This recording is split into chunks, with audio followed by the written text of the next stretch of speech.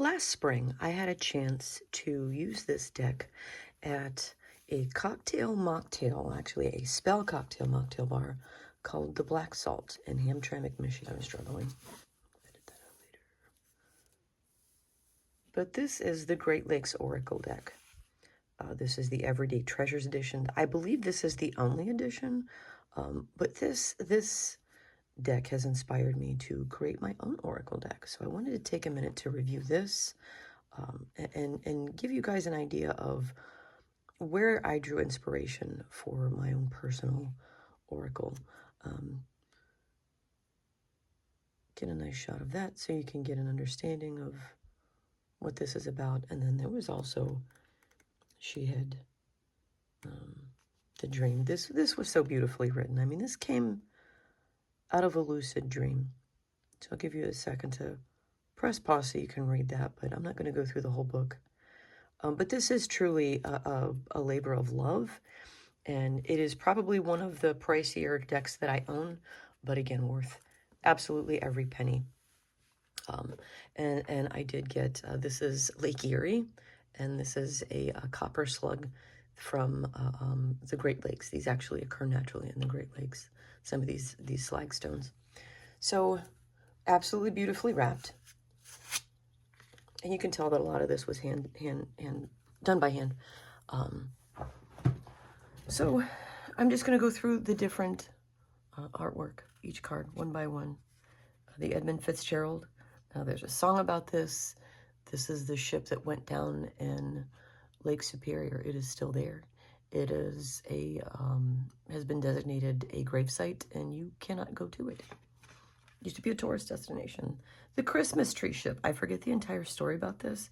But yeah, people put all their Christmas trees on ships in Lake Erie, in the Great Lakes.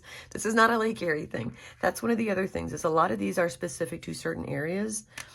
Freighters, where I live, I get those all the time. There's probably a freighter out there in the water right now. I live next to a salt mine, so we see a lot of those. Tugboats. We don't see a lot of tugboats, I don't think. Maybe I'm just not paying attention. I'm gonna have to go down there and stand and watch one day.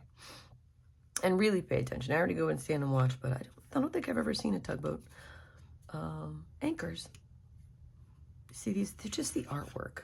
Look, you can kind of tell where they use probably salt or something in that particular one. Nets, fishing nets, just these seaside echoes.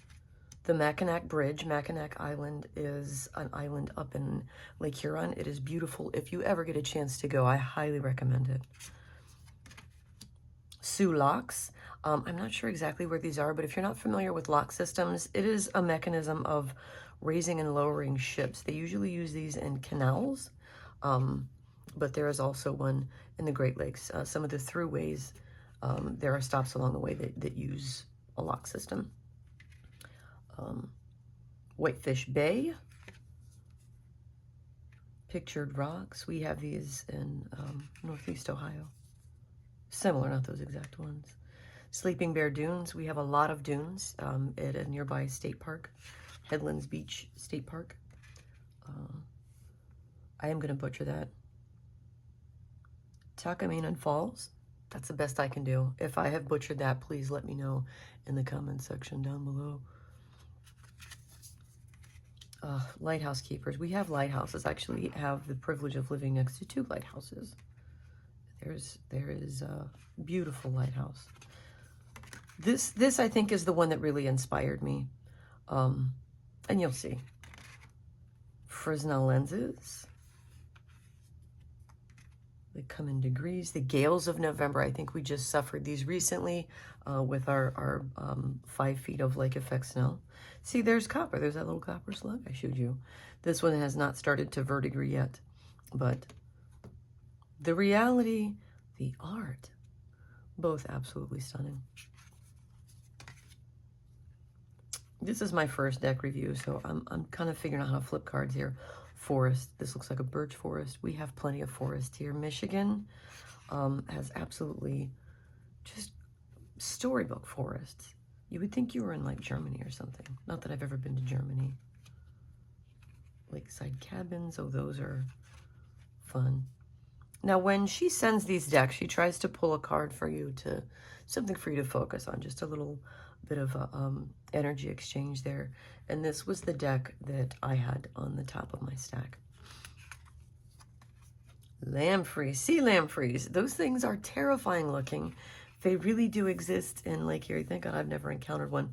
They're not like, I don't think they're like as big as my arm. I think they're more like a leech. I don't know, but all the pictures I've ever seen are close up, and it's just of those teeth. Morel mushrooms. Oh, yummy. If you have not, I highly recommend make sure they are thoroughly cooked and make sure that they're actually morel mushrooms, because there is an imposter mushroom. Oh, forget-me-nots. They remind me of my grandma, Grandma Ruth. Oh, here's my favorite. I actually found a Petoskey stone at Lake Erie Bluffs one day. These are one of my favorites to come out of Lake Erie. It's basically fossilized coral. Logging industry. Oh, Lake Superior agate. If you have never, it is a sight to behold. And we do get some layered agates in Lake Erie. They are absolutely stunning. One of these days I'm going to make it up to Lake Superior and go rock hounding. Driftwood, love it. Beach glass. I can't believe that she accurately captured that. Of course she used watercolors. Cherries. Fun, yeah, Michigan cherries. Beach. So simple, but so effective, so pretty. Trilliums. We also call these wake robins. These used to be an endangered plant. I remember in elementary school we went camping, and you weren't supposed to pick them. Color change. Oh, the fall color change. This is certainly a four-season area.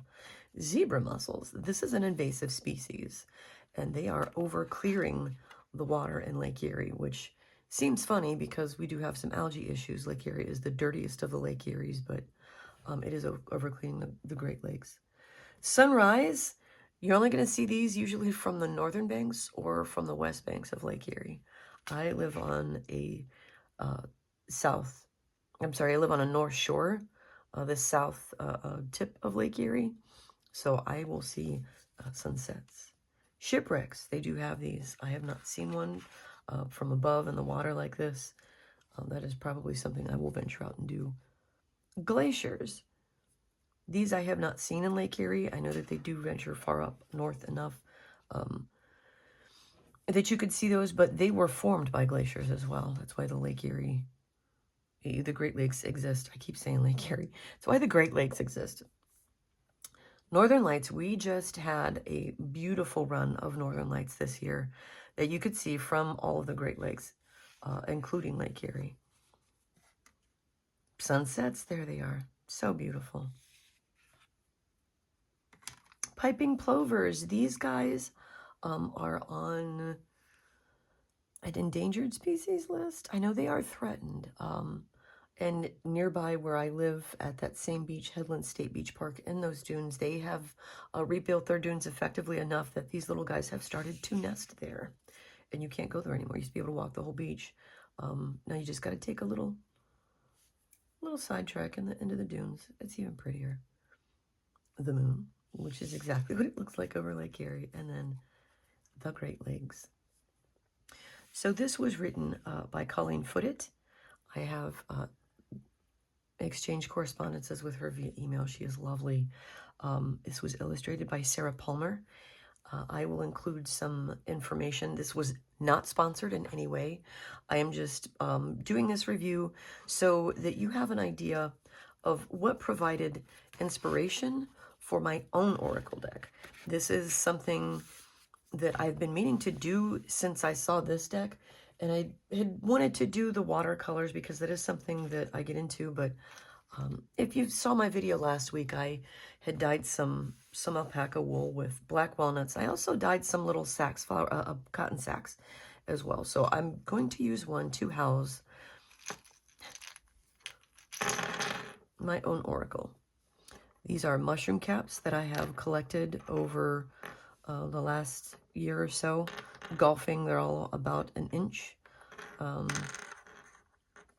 Maybe a little bit bigger, maybe a little bit smaller, but they're all this size. I have 9. I've listed out 40 things to make a cap for. We have Lake Erie.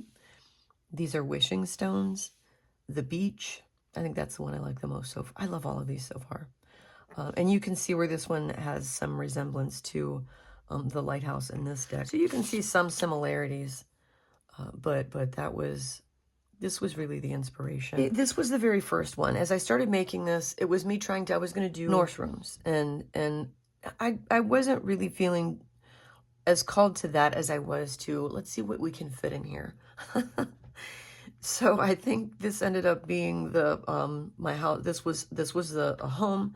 I drew the little house, and this is kind of a knockoff of a picture that I've drawn since I was a little kid. I'll do a quick short of that and post it too. But this was the first one. So this is home. Color of the home that I have now. The marsh. So yeah, you're gonna see me go through the process of changing these caps from just a regular red oak acorn cap. I prime them with gesso, and then I paint them. So we are going to go on that adventure next. And I wanted to give you guys a thorough idea of where I drew inspiration from on this. So thank you so much for joining me today. Please stay tuned. I will have a link down below to the video on my how-to, supplies, things like that. If you want to get started on something like this, you don't have to use acorn caps. I have seen people use the little wood discs you can get, bottle caps you can make oracles out of. You're not going to get that same smooth surface, but you can use paper inserts and punches and stuff like that. There are different ways to do things like this. And like I said, I was originally going to do this on watercolor paper, but just another example of letting your intuition be your guide, because I am absolutely in love with these, and I hope you are too. That's all I have for today. Thank you. Take care, do good, and be well.